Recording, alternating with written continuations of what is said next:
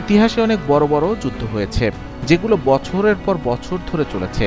প্রথম এবং দ্বিতীয় বিশ্বযুদ্ধ 4 থেকে 6 বছর স্থায়ী হয়েছিল।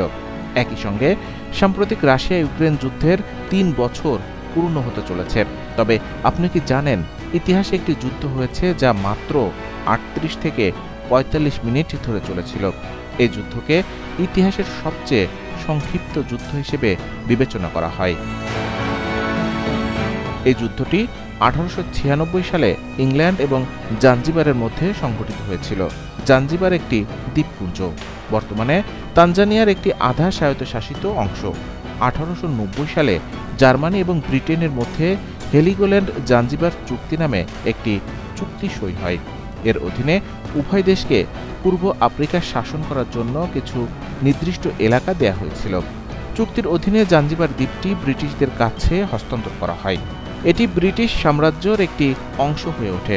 তানজানিয়ার মূল ভূখণ্ডের কাছাকাছি অঞ্চলগুলি জার্মানদের দেয়া হয়েছিল। জাঞ্জিবারকে ব্রিটিশ সাম্রাজ্যের অংশ করার পর ব্রিটিশরা সেখানে শাসন করার জন্য জাঞ্জিবারের পঞ্চম সুলতান হাম্মাদ বিন থুয়াইনকে বেছে নেয়।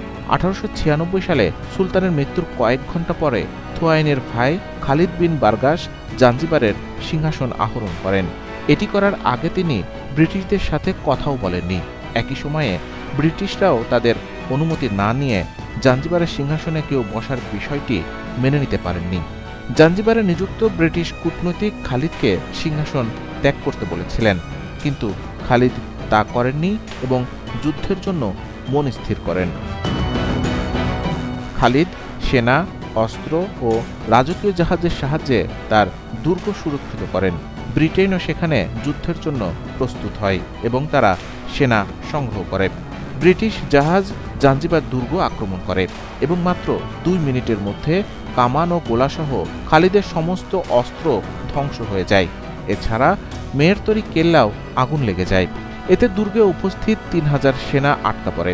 দুর্গ সেনাদের গ্রাস করতে প্রস্তুত আগুনের গোলাতে পরিণত হয়। অন্যদিকে খালিদ প্রাণ বাঁচাতে পেছনের দরজা দিয়ে পালিয়ে যায়।